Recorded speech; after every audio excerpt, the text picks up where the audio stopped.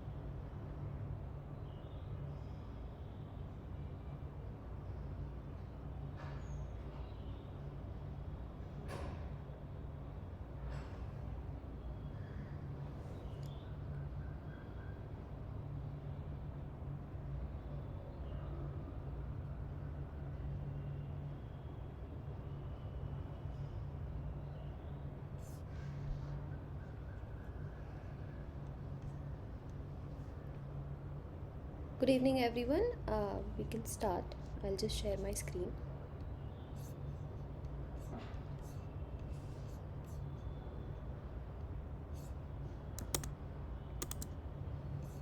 Can you people see this in a slideshow mode? If somebody can confirm. Yes, ma'am. Okay, yeah, thanks. So, good evening, everyone, and welcome back to the NPTEL sessions. This is week 3 for the NPTEL online course Drug Delivery Principles and Engineering.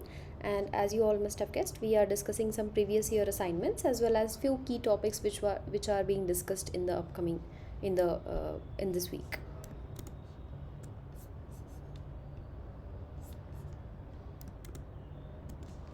So yeah, so right now, before moving on towards discussing the topics that were discussed in week 3, I would like to go over some numericals which I wasn't able to discuss in the previous lectures because these are the same in your ongoing assignments. So I think we can start with that. So I have two questions for you.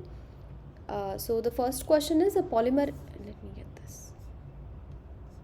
A polymer is made of the following composition. It has 10 moles of molecular weight of 40,000, 15 moles with molecular weight 45,000, and 5 moles with molecular weight of 50,000. And then we have to determine its polydispersity index. So if you guys remember what polydispersity index is and how it is calculated, maybe you can attempt this question. I'll give you a few more minutes to go through the calculations, and if anybody wants to discuss the answer, you can volunteer. If not, then we'll anyways discuss the solution.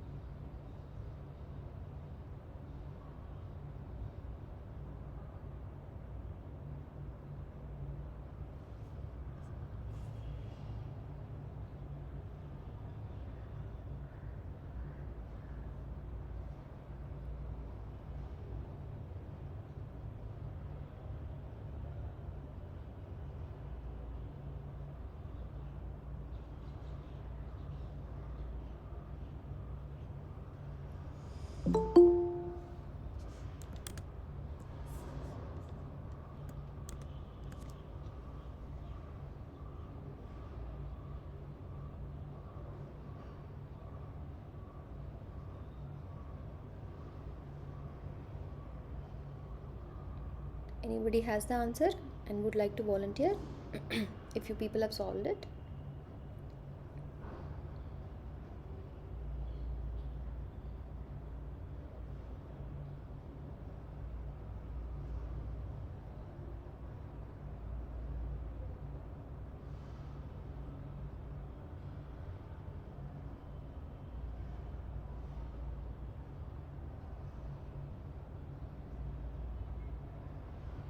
If not, then I'll discuss the solution. So first of all, these are the formulae which you'll need to solve this question, and I'll discuss the answer now.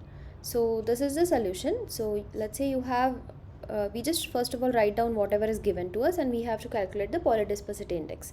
So if you people remember, polydispersity index is the ratio of weight average molecular weight of a polymer to its number average molecular weight, right? So then you have these two formulae with you. You just have to first calculate the number average molecular weight, which according to this formula you just put in all these values.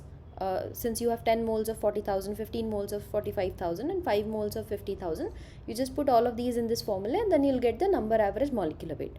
Next, you do the same thing to calculate the weight average molecular weight.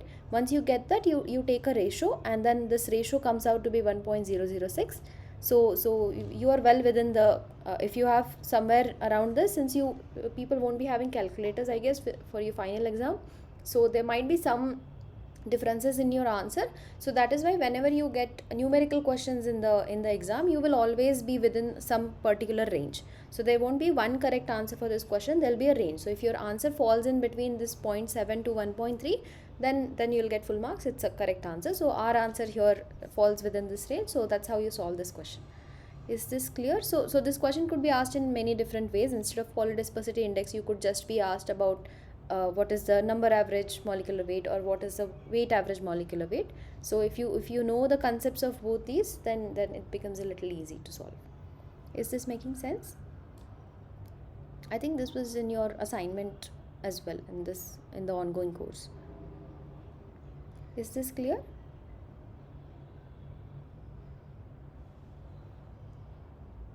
Does anybody have a doubt in this? If not, then I'll move towards the next question.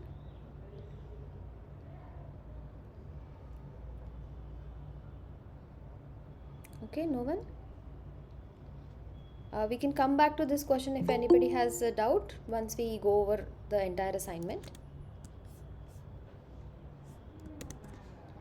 If anybody has a problem or a doubt, you can just unmute yourself and start speaking.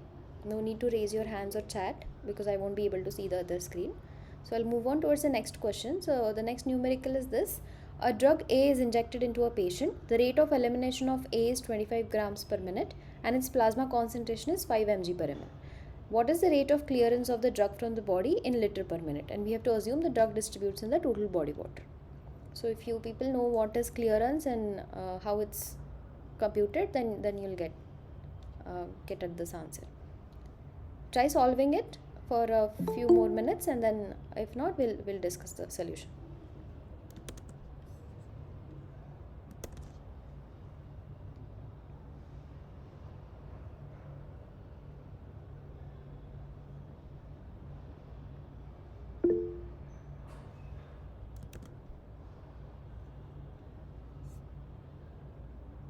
Somebody is saying 5. I'm assuming you're answering for this. Okay. And somebody has a doubt. My assignment that you mentioned, but it showed as incorrect answer. Oh, okay. So you okay, somebody is saying that they have entered the correct answer which falls within the range but was given an incorrect answer. I can discuss with the people who are grading your assignments right now, and then I can get back to you on that. It can sometimes happen. Is it okay? I'll check with the people who are grading your assignments for this course, and then I can talk about it in the next lecture.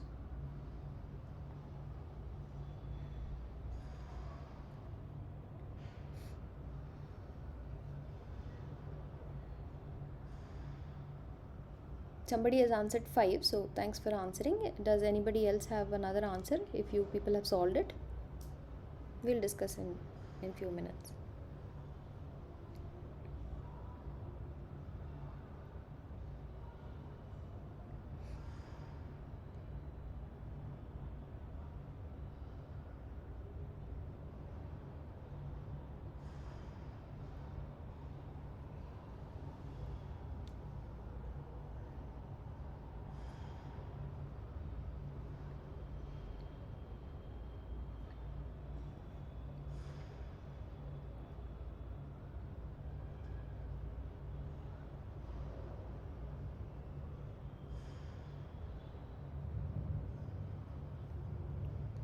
No other response? Okay, then we can discuss this. So first of all, clearance is calculated as the rate of elimination upon the plasma concentration.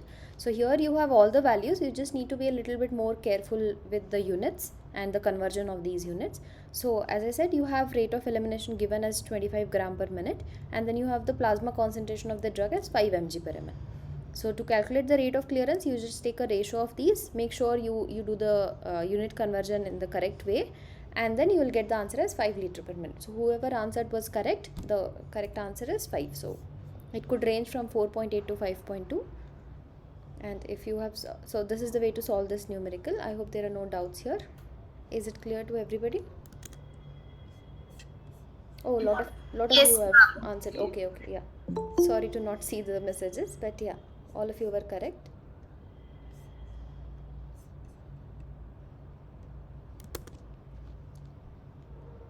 Okay, so then we'll move on towards discussing some of the points which were taught in this particular week. So these are the key points. So as you all know, we are discussing drug delivery systems to enhance the current treatments. And in the last week, we have seen reservoir system, which is nothing but a supersaturated drug which is present in a non-erodible polymer membrane. So this system is very good but it sometimes suffers from something known as lag and burst effect. We will discuss this in one of the questions of this assignment. So the lag and burst effect is basically to deal with how your device was formulated and when it was used. Next, another drug delivery system is a non-erodible matrix system. So this is similar to your first one in the sense that it is again a non-erodible system, but your drug is, instead of being saturated, being located only in the core of the system, like your reservoir system, it is now present all over the matrix. So it is well distributed in this polymer matrix, and this is also a very good drug delivery system. But because it's easy to fabricate and you don't have to keep on changing for the drugs, the only drawback it has is it requires surgery, because since it's non-erodible, you first have to do a surgery to implant the system, and after the treatment is completed, you cannot leave the system as it is in the body. You have to also remove it, so then you need another surgery to remove it. That is one drawback of this system. Another is you to overcome this surgery problem, you have bioerodible matrix systems. These are similar to the non-erodible systems, but instead of being non-erodible, they now are made up of a bioerodible polymer. So let's say you have a matrix system, you have your drug diffused all over the matrix, then you implant this into the patient's body, and then over time the polymer, since it's bioerodible, it will start eroding. Let's say you have a surface eroding polymer. So initially your rate of the release of the drug will depend on the degradation of this polymer. So this is a good system, considering that you won't again require a surgery to remove it. It will be eroded. Since it's erodible, it will then vanish after a period of time. But the problem with this is, since now it's eroding, there will be byproducts of this polymer, and you have to thoroughly check whether these byproducts are biocompatible with the host system, with the patient's body, or they're going to create more toxic components, which will then create a problem. So these are some of the drug delivery systems. Then you have one of the most widely used drug delivery system, which is known as hydrogels. So hydrogels are these three-dimensional hydrophilic polymer networks which are capable of swelling when they come in contact with water or any solvent. So this is like a jelly. You initially have a very dried kind of polymer. Once you put it in water, they're going to swell because they're very hydrophilic in nature. But they will not break apart, because the network that is made, the bonds they have, they are made up of either physical or chemical interactions, which then provides a very strong integrity to this network, and that's why they're insoluble. So they'll just swell once you put it in the water, and then you can then tune these hydrogels to be either bioerodible or non-erodible. So now how can you use these hydrogels for drug delivery? So let's say you have a hydrogel, you have encapsulated your drug inside this hydrogel. Now since it's in a dry state, it will have a very small pores all over it, and these pores are so small that your drug cannot escape from this hydrogel. Now once you put this hydrogel into the patient's body, it is going to come in contact with the solvent or the water present in the patient's body, and the hydrogel, since it's hydrophilic, it's going to swell. Now once it swells, it will have the pore size, which were initially very small, is going to increase, and it will increase to an extent that your drug now is smaller than the pore size, and then it can easily diffuse out from this hydrogel. So that's how you can control, or you can tune your hydrogels to release how much ever drug you want at what particular time. So in this sense, this becomes a little you have a control over how much drug you are releasing. But one disadvantage of the system is it cannot be used for all delivery routes. For example, let's say you want to give this swelling controlled hydrogel as an intravenous injection. Let's say you injected it, and you people must be knowing that the smallest capillaries we have in our body are somewhere around 1 to 5 microns. So in your dry state, let's say your hydrogel was somewhere around 2 microns, so that's okay, that will flow through your capillaries very, very easily. But once it comes in contact with water, let's say it becomes to 6 micron, or let's say 10 microns. Now this hydrogel, after becoming 10 micron, is definitely going to clog your capillaries, and you will end up creating more problem for the patient rather than treating the previous one. So you have to be very careful in deciding what drug delivery system you are going to use, depending upon its application and its route of administration. So these hydrogels can be of two different types. First is physical hydrogels and chemical hydrogels. So physical hydrogels, as the name suggests, these are networks which are held together by physical bonds, which could be ionic bond, hydrogen or hydrophobic bonds. And chemical hydrogels are the ones which are actually covalently cross-linked networks, instead of just being held together by some physical interaction. So these are some of the key points which were discussed in this week. And if you people have any doubt with any concepts here, we can discuss that as well before moving on towards the next assignment. If anybody has any doubt, or some of the concepts were not clear in the lectures, we can take that up. If not, then I'll move towards the current assignment.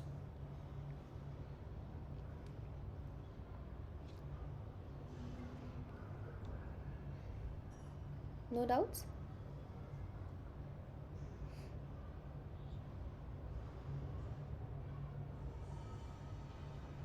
Okay, then I'll move towards the assignment questions. So the first question, I hope you can see the question, is asking us what is not correct about reservoir systems with orifice type of implants. So you have to select two options in this, and we have to select what is not correct about these systems. So take your time reading through the options, and then we can discuss the answer.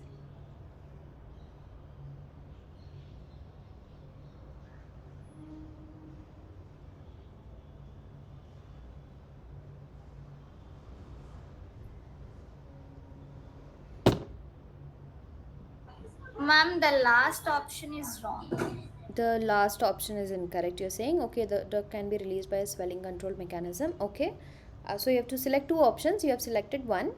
So take your time in reading the other options and let me know if you have another answer. Others can also try attempting the question. Thank you for answering.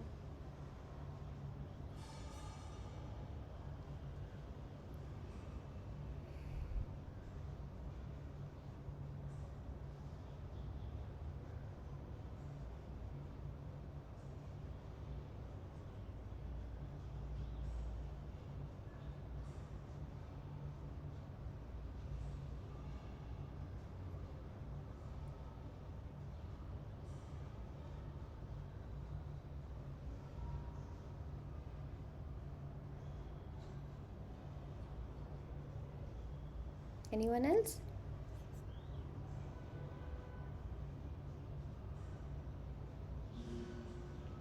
No? Okay, then I'll discuss the answer. So the correct option answer for this question is the device can be excreted in urine and sweat, and the drug release generally follows first order kinetics. So we'll discuss what exactly reservoir systems with orifice are.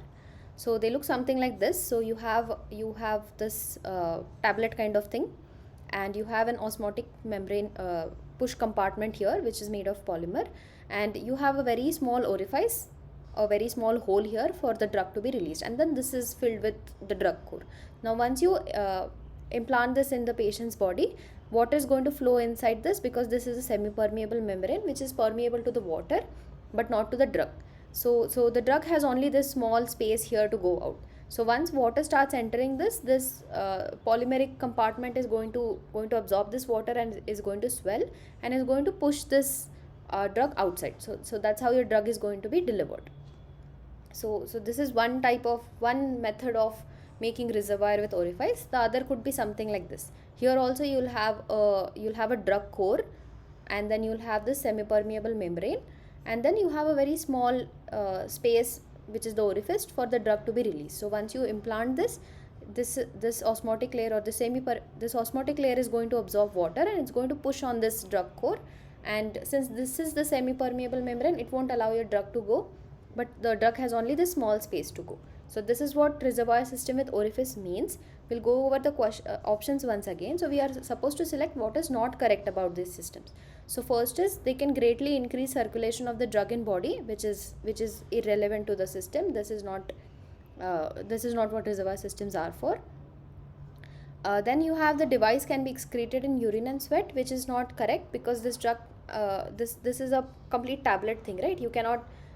This cannot be excreted through your urine or sweat. It has to be excreted through your feces.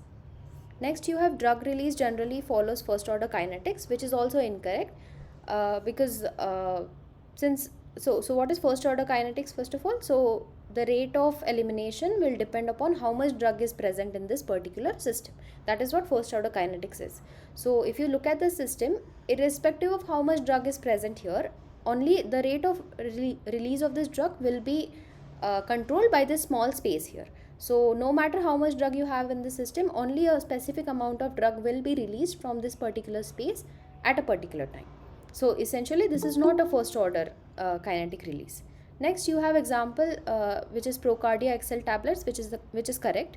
Then the drug finds its way out of the orifice is also correct, and the drug can be released by a swelling control mechanism. So like I discussed, so because this polymer is capable of absorbing water and swelling, so this is the mechanism how the drug via which the drug is released from this particular system. So the only two incorrect options are: the device can be excreted in urine and sweat, and the drug release generally follows first order kinetics. Is this making sense? Yes. Okay.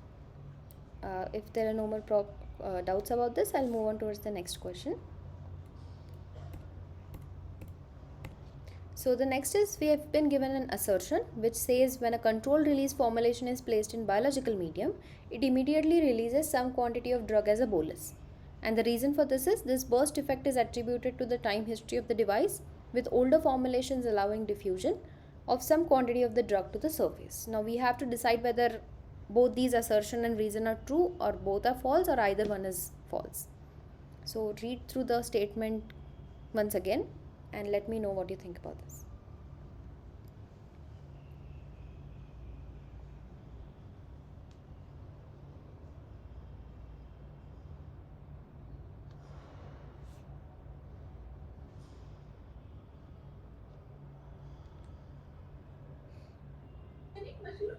Ma'am, I think the assertion is false because when the drug is placed in a biological media, it Okay. takes some time to release Okay. the drug into the biological system. So it passes through the lag effect. Okay. Okay. So Sure. I think the assertion is false. Okay. Thanks for answering. We'll discuss what the correct answer is. Anybody else?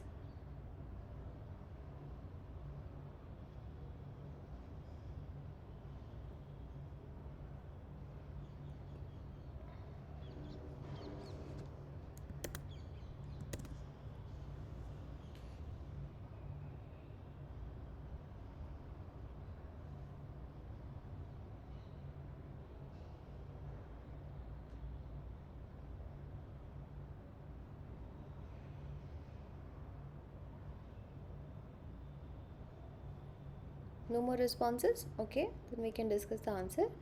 So the correct answer is both are true. The assertion is true as well as the reason is true. So whoever answered, you are correct in one sense that there will be a lag effect, but these control release formulations also suffer from something known as burst effect. So both of these are both of these are possible. So let's say you have a control release formulation like this. You have your loaded drug in the core, and then you have a polymer membrane around it. Now what can happen is, based on how your device was manufactured and stored. Let's say first your device, you're using it after the storage. You have already made the system and you have kept it in storage for a long time, and then you are using it to administer it to a patient. In that sense, what will happen? The membrane will already be saturated with the drug. So you have this membrane here, right?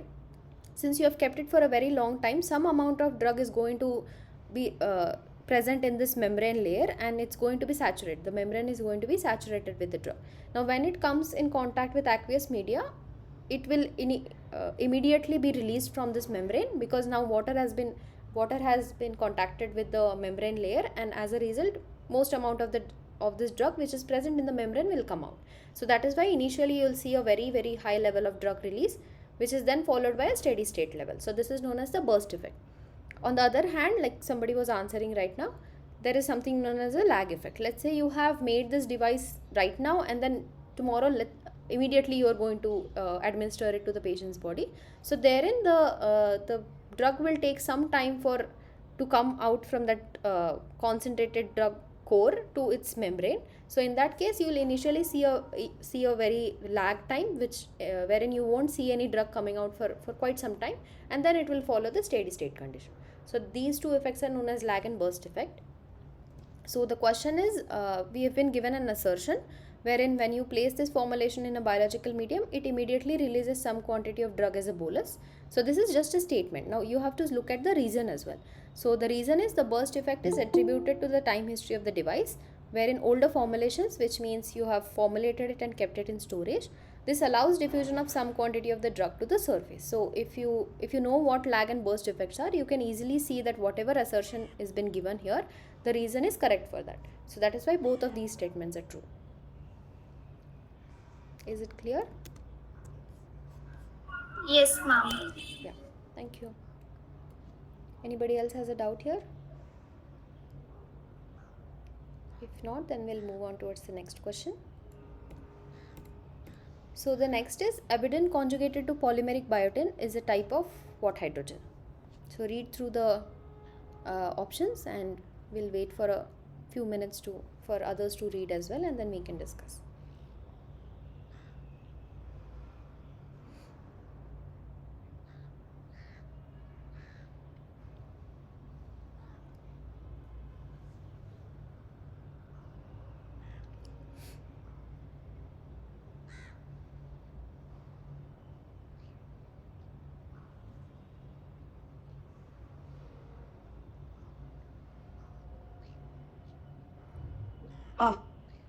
What think Sorry, I think you're trying to answer, but your voice is not clear. Can you please repeat? I couldn't hear you.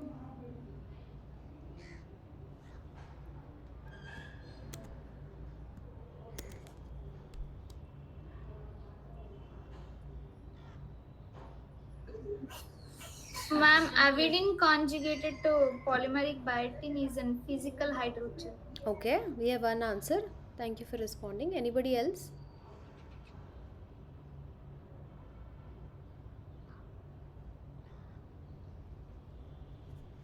photo-linked hydrogel? Okay, thanks for answering. Anybody else? Photo-linked hydrogen, ma'am. Okay, we have another response. Thank you. No other option. So we have two people saying photolink, one person saying physical hydrogen.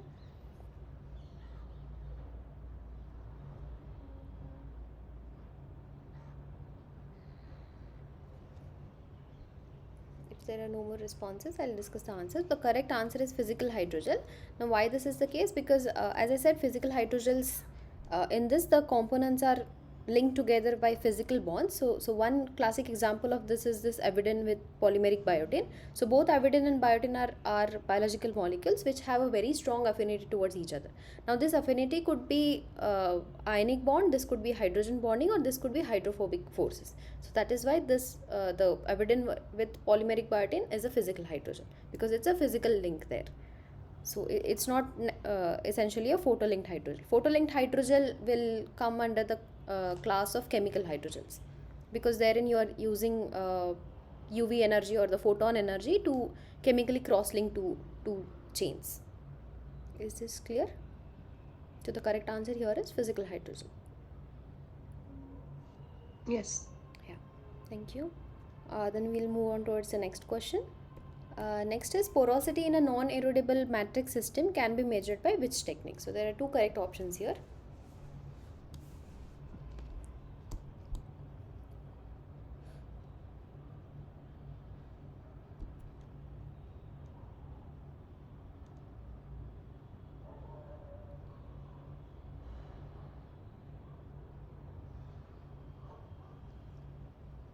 I'll wait for you people to respond.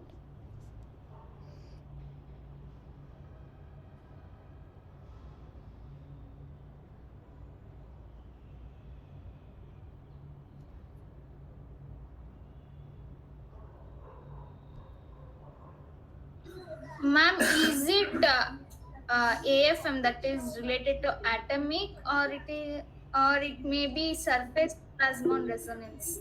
Okay, so I'll consider that you're answering these two, AFM and surface plasmon resonance. Okay, we'll wait for others also to respond. Somebody saying something. Okay, somebody saying liquid leaching experiments. Okay. Any other answers for this question?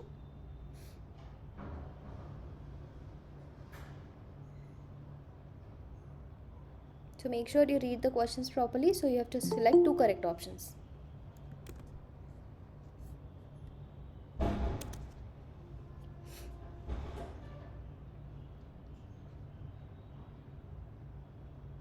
No more response. Okay. So the correct answers are liquid leaching experiments and electron microscopy followed by image analysis. So herein, so this is a non-erodible matrix system in that you have to measure the pore size. So this becomes important because then when you're formulating, you need to know what is the size of your drug, what is the size of your pore, and how do you want the drug to be released from these pores. So to measure this porosity or the pore size, there are certain measurements which we can use. So two of these are liquid leaching experiments and image analysis. So AFM is essentially a surface thing. It will just show you what is the topography of your surface or how your surface looks like under the microscope. So it is atomic force microscope. So it will show that your sample has pores, but it will not be able to determine what is the pore size.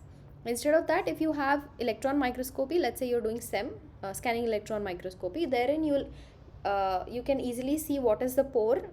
You can first of all see the pore very clearly, and then you can compute what is the pore size. Same for liquid leaching experiments. Is this making sense? Yes, ma'am. Okay, thank you. I'll move towards the next question. So next is which of the following two statements are false for bulk hydrogels? So there are quite a few options here. So hydrogels are 3D hydrophilic polymer networks capable of swelling by absorbing large amounts of fluid, or they have predictable or known swelling rates. What are we supposed to? Okay, so read through the options carefully, and then we are supposed to select options which are false for hydrogels. Take your time and then we can discuss.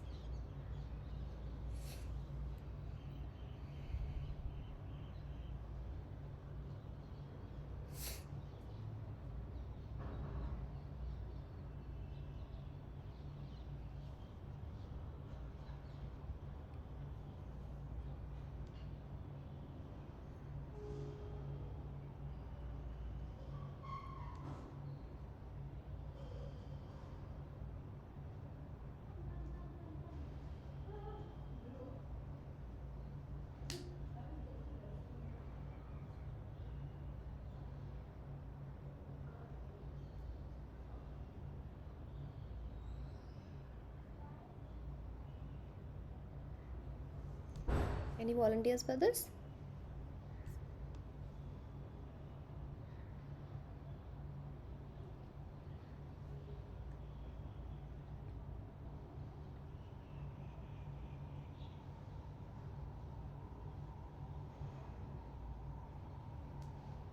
Four and seven. Sorry? They are four 4, they are soluble in water. Okay. and Okay, seven. and the last one. Okay. So we have one answer with option 4 and 7 as the answer, and anybody else wants to volunteer? Thank you for answering.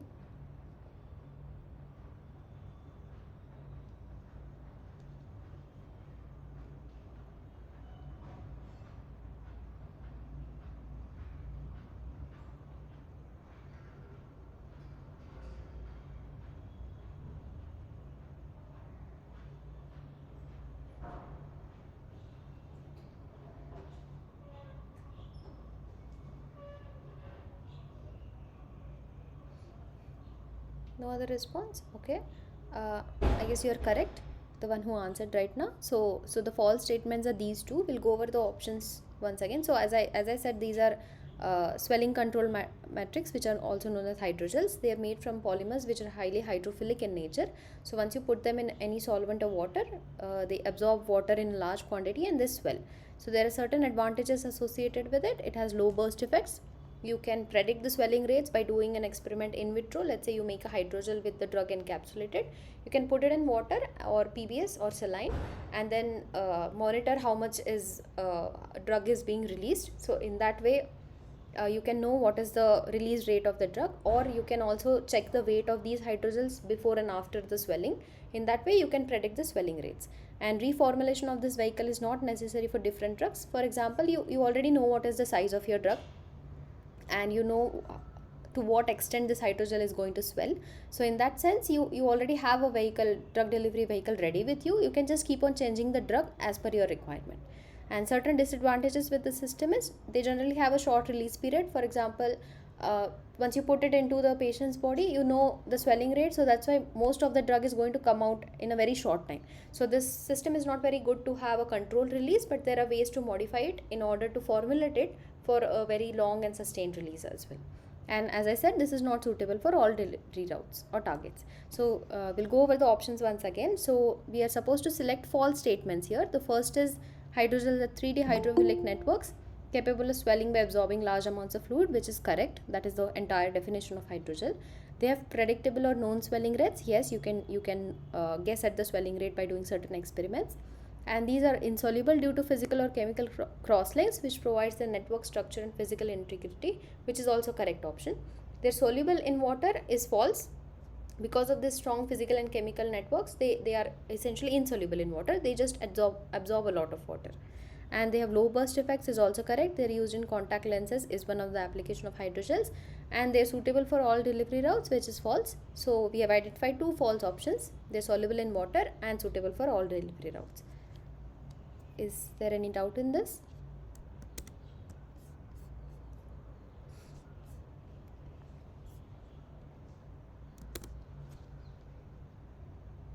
No? Okay, then I'll move towards the next question.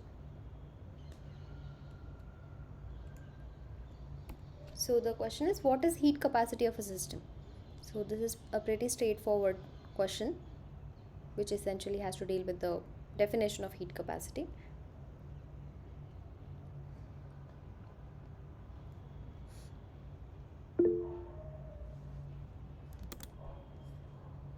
Okay, you're answering as option 3. Okay, thank you for people who are answering in the chat box. I may not be able to see it immediately.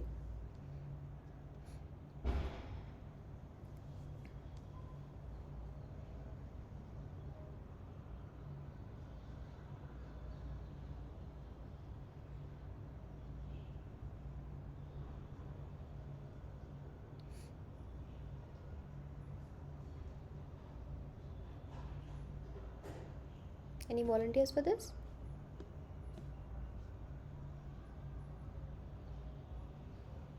I'm number 3. Okay, another person is answering as number 3. Any other answers? Thank you for responding.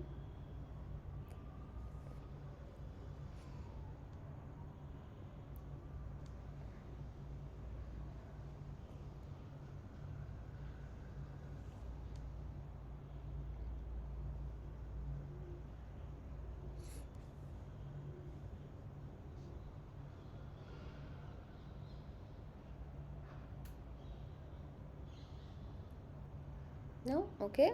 Uh, whoever answered option 3 is correct. Right now somebody responded, as well as people typing in the chat box. So heat capacity is essentially the heat required to increase temperature of a system by 1 degree Celsius. So there's nothing much to explain in this question actually. It's a straightforward question. So the next question is, when the drug loaded is greater than its solubility, which of the following is true for drug release from scaffolds? So there are a few options here. If you know what exactly drug loaded is greater than solubility means, then you can try attempting the question. If not, we'll discuss.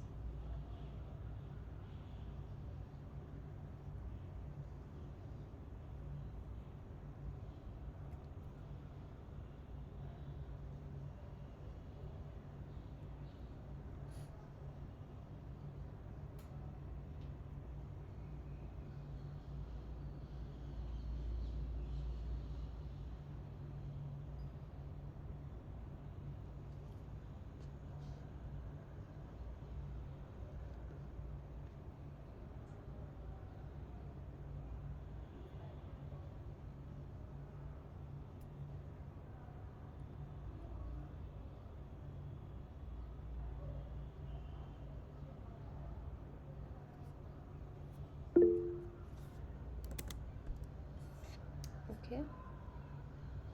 Yatish, you want to say anything? I'm sorry, I missed your raised hand. If you want to say anything, you can either type a message here, or you can unmute yourself and speak. So somebody's answering is option 1. Okay, that's one answer. Anybody else wants to volunteer?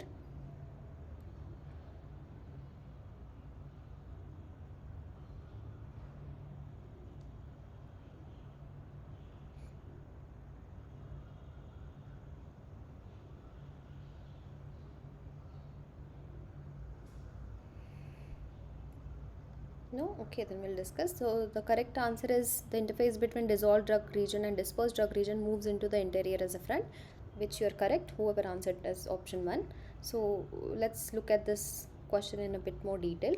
So scaffolds can be made in, so this is nothing but the drug delivery system which we were discussing initially, wherein you can have 4 different cases wherein you have your drug. First is the dissolved drug, where you can have your drug dissolved into the polymer, and then it slowly diffuses out of the polymer.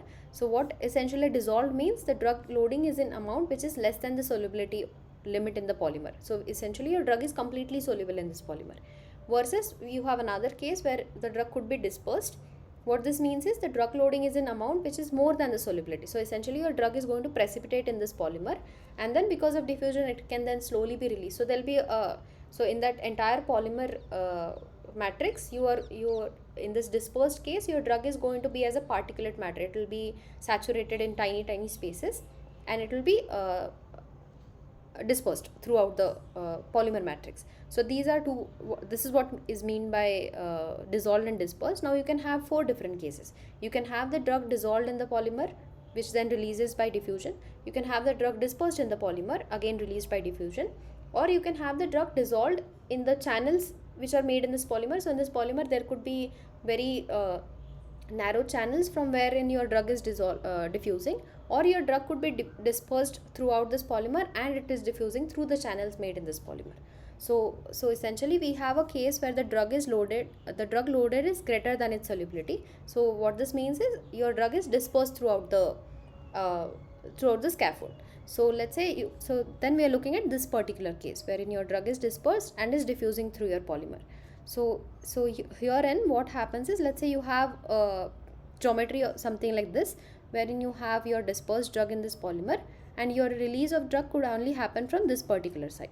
So let's say your water is going to contact this particular layer here, and then since there'll be a lot of dispersed drug here, because of the contact with water, it is going to start dissolving. First of all, your dispersed drug has to be dissolved for it to be released outside this matrix.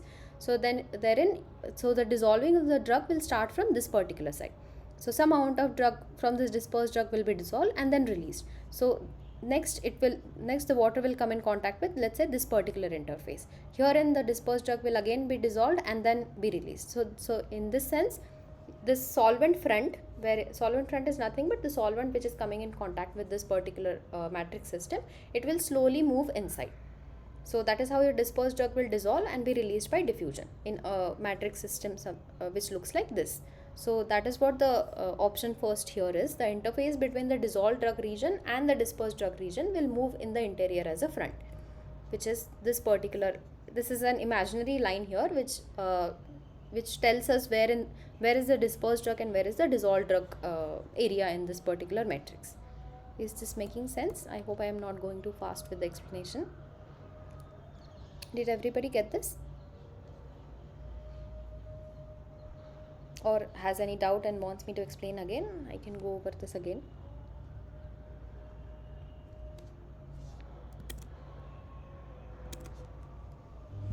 No? No doubts? Okay, then we'll look at the next question.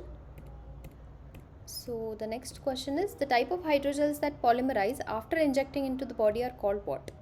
You have few options here. In situ cross-linking hydrogels. Okay, we have one answer. Anybody else wants to give it an attempt? Okay, we have another person answering the same option. Thank you for responding, both of you. Anybody else? In situ cross-linking hydrogens. Okay, thank you. I think most of you are getting the correct answer. So yeah, you're right. The correct answer for this question is in situ cross-linking hydrogels. So these hydrogels are nothing but instead of making a hydrogel previously outside the body and then injecting it, what we can do is we can have the polymer chains of this particular hydrogen individually in two different syringes, and then you inject this into the patient's body. They'll then cross-link inside the patient's body, and then your drug will be entrapped into this, and then it will be released as time goes on. So hydrogels that polymerize after injecting into the body are known as in situ cross-link hydrogels because they cross-link at the particular site after you inject. Making sense?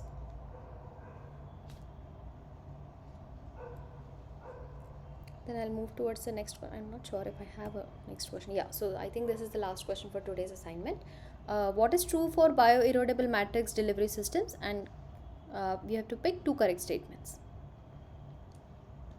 I think Ma'am, first and fourth. Yeah, first and fourth. Okay, anybody else? Ma'am, first and fourth. Okay, thank you for answering.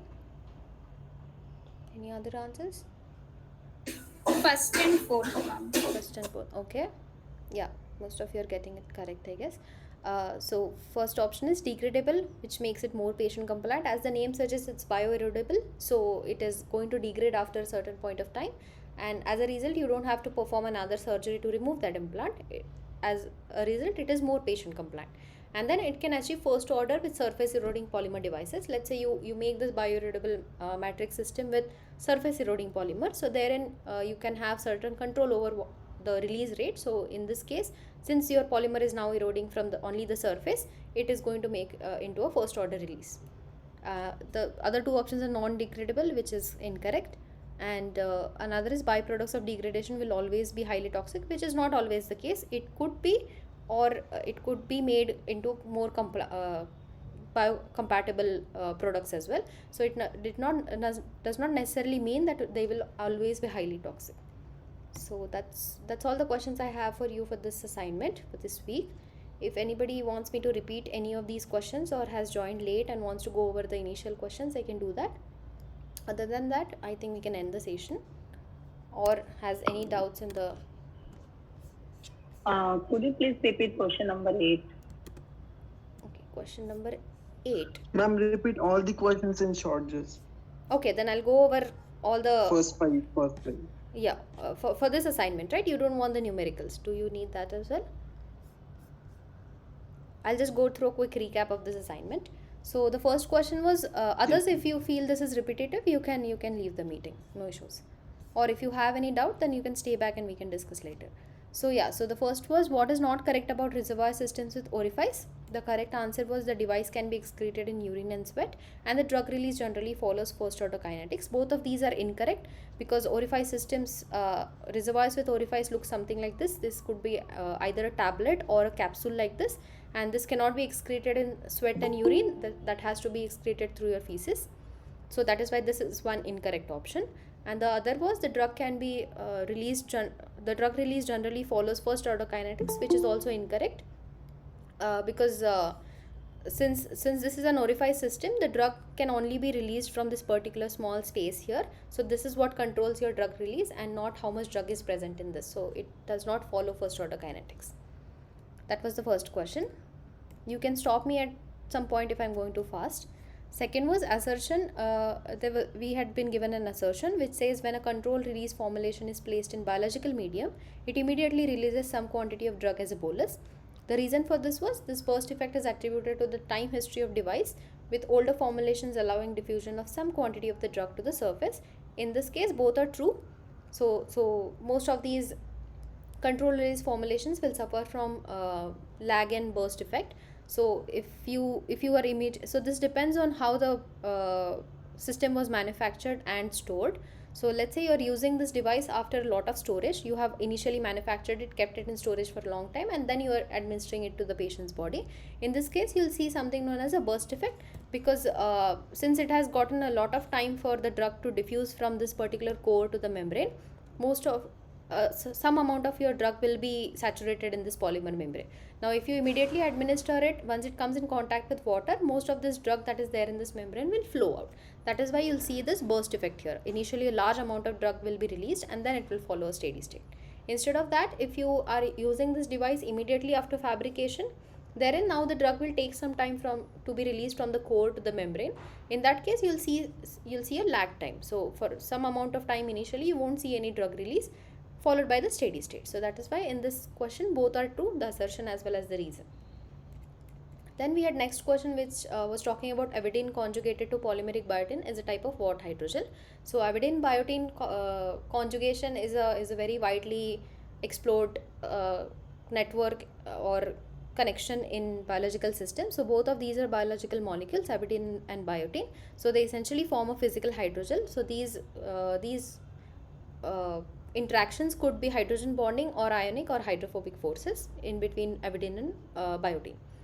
So that was one question. And then we had porosity in non-irradiable matrix systems can be measured by which technique? So to measure the porosity in non-irradiable matrix system, we can use liquid leaching experiments or we can use electron microscopy followed by image analysis. Next was, which of the following two statements are false for bulk hydrogels? So the correct answer was they're soluble in water or they're suitable for all delivery routes. So both of these options are incorrect. That is what we are looking for in this question. So hydrogels are nothing but this 3D hydrophilic polymer networks which are capable of swelling, and their interactions are basically physical or chemical crosslinks which are very strong. They do not break when they come in contact with water. So hydrogels will initially only absorb water and swell instead of breaking down. So they are non-soluble in water.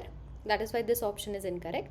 And they are not suitable for all delivery routes, because if you inject it in by IV and it swells to a very large extent, it can clog or it can block your capillary. So this is not suitable for all delivery routes. Next was, what is heat capacity of system? The correct answer was heat required Hello, to ma'am. yeah. Hello. Yeah. From sixth question, I was present. Okay, okay. So thank you so much. Okay, Till yeah. fifth questions. Okay, most welcome. Anybody else wants me to go over rest of the questions as well? Question number 4. Somebody Question number 8. Question number 8. Okay, okay. I'll come to the 4 again. So 8 was this one. Sorry, I can't hear you. I'm assuming this is what you are talking about. So the question was, the type of hydrogels that polymerize after injecting into the body are called in situ cross-linking hydrogels. So there are certain so hydrogels in so these can be made in two ways. You can first make the hydrogel and then put it into the patient's body, or you can allow the cross-linking of these hydrogels to happen inside the patient's body. So you take these different polymers and then inject it into the patient's body, and they'll cross-link inside the patient's body because they'll get some polymerization triggers such as time, or it could be temperature. Let's say outside they are not able to polymerize, inside the patient's body at 37 degrees Celsius they may be able to polymerize, or because of the certain pH condition that we have in our system, that could be a trigger for their polymerization. So polymers, hydrogels that polymerize after injecting into the body are called in situ cross-linking hydrogels. Any other? Yeah, welcome. Ma'am, question number 7. Excuse. Yes, one by one. So I got a request for question 7. Anybody else has another request? Okay, we'll discuss the 7th question first. So this is, when the drug loaded is greater than its solubility, which of the following is true for drug release from scaffolds? So when you have this drug release from scaffolds, there could be 4 different cases. So in this particular case, we are looking at drug which is loaded is greater than its solubility. So it means we are looking at this particular case. Your drug is dispersed in the polymer matrix and it is diffusing through the polymer. What does dispersed drug mean? It means your loading of the drug is more than the solubility. That means your drug particles are essentially precipitated inside this polymer matrix. So let's say they form something like this. This is the only way for your drug to be released through diffusion. And then dispersed drug means, as I said, it's a particulate matter here. Your drug is precipitated inside this polymer matrix, and for it to be released, it first has to be dissolved inside this polymer. It cannot be released like this before dissolving. So let's say you have administered this particular matrix system to a patient's body, and now it comes in contact with water. So what is water going to do? It will flow inside this. It will start dissolving the drug that is essentially present here, first of all. and from here it will slowly be released. Then since there is no more drug present here, the bottle will start moving inside, and now your this particular line, which is the solvent front, this is an imaginary line. This is just for us to understand what is happening with the system. Now this will start moving inside as more and more dispersed drug will be dissolved and be released. So that is what the option here says. The interface between dissolved drug region and the dispersed drug region moves into the interior as a front. So this is your interface between the dispersed drug and the dissolved drug. Because of the action of water, since most of the drug here getting dissolved is being released, this front will start moving inside. So your drug will be released initially from this side, this side, this side, and then this will move inside until there is no drug present in this particular matrix. Is this making sense? Thank you, ma'am. Yeah, most welcome. Any other request? Question number, Swati is asking for question number 7. This is question number 7. Okay. Any other? Ma'am, I was having a question regarding the exam. Okay. Ma'am, is there any negative marking in the examination? Yeah. I think there will be negative marking for questions which are multiple choice questions. So for your numerical questions, you don't usually have negative marking. Wherever you have to choose a particular option, therein I think you will have negative marking. That is there in all the NPTEL exams which I have seen. So yeah, you need to be a little bit careful about that. So you'll before even starting the exam, you will be given an instruction sheet displayed on your system. So therein it will be mentioned of what exactly is the negative marking. But yeah, you can expect some negative marking to be there for the multiple choice questions. Thank you, ma'am. Yeah, welcome. If anybody else has any doubt, you can stay back, or else we can stop the meeting. Excuse me, ma'am. Yes. In my first assignment, in week 1 assignment, Yes. there was a question about second order kinetics of drug. Right. They gave so there were many options, and it was given that 2 options must be chosen. Okay. I have chosen 2 options, but one option was correct. But yeah, after the correction, what they have shown is that both are wrong. Okay. But one of my option was correct, but they haven't given the score for that. Okay. I'll check what the question is first of all, and then I'll check with people who are grading your assignments, and then I can talk about this in the Ma'am, next session. actually it's about all questions, like जितने भी wrong गए और एक उसमें से एक correct है एक wrong है, फिर भी उन्होंने 0 ही दिया है वहाँ पर. Okay. जैसे assignment number 1 में 3 हुआ और yeah. Okay, this is happening with all the questions wherein you have to choose more than one option, is what you're saying, right? In assignment number 2 also. Okay. So, okay. Yeah, I'll talk to the people who are responsible for grading, and then I can let's see if we can resolve it in the next session. Thank you. Okay. Yeah. Thank you, ma'am. Welcome. Anybody else has any doubt? There's also a question in the lectures, in the particular third lecture, Okay. that it was the mathematical problem session. Okay. In that there was 6th question, last one. I didn't get the So this is, you're saying this is the what the math sir exercise. is sir want to tell us. So there was one session in Yeah, week it's 3. a week third. Week third. Okay, the math exercise, right? No, ma'am. It's the uploaded video. Yeah. Yeah, ma'am. The uploaded wait, let me understand. So week 3 is already out, the sessions, the ongoing course, and in that you have a particular math exercise session module there. Is there that where you have the problem? Yes, ma'am. Okay. I'll go through that once and see what it is, and then we can discuss. Okay, ma'am. Yeah. So I hope you people have my email ID also. You can, in case in between the sessions, if you have a problem and you want me to discuss it in the next session, you can just mail me.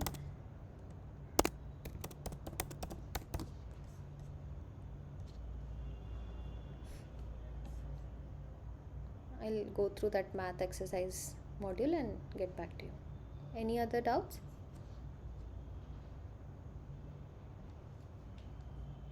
If not, we'll meet next week. So next week my session will be on Tuesday. It won't be from Monday. It will be only for the next week. It's on Tuesday, 6 to 8. Okay, then I'll see you people next week. Others want to discuss anything else?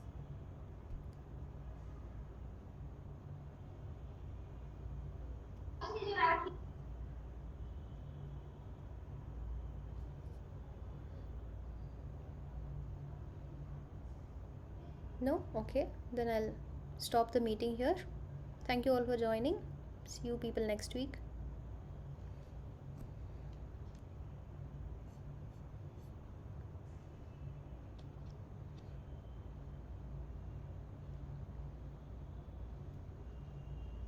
Thank you.